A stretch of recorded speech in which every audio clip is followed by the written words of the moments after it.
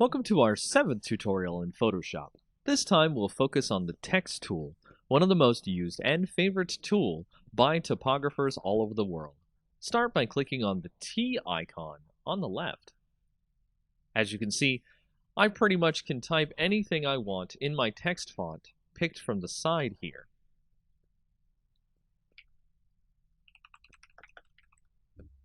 I can select bold, italics, underline, and more. Things like all caps, small caps, stuff like that. Of course, make sure your text is showing up in the correct color that you need for your image. Here, I've selected to make sure that it stands out from the image.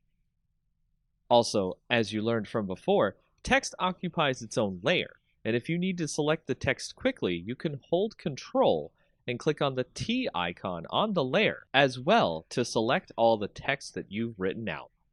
From there, you can change some other settings on other pages of the text panel, including paragraph settings, layout, and more. One last thing, you can click and drag a selection area of where text will go exclusively into.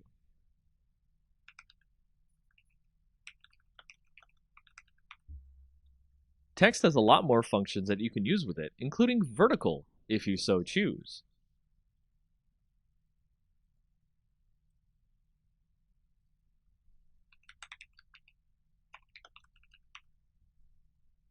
So have fun!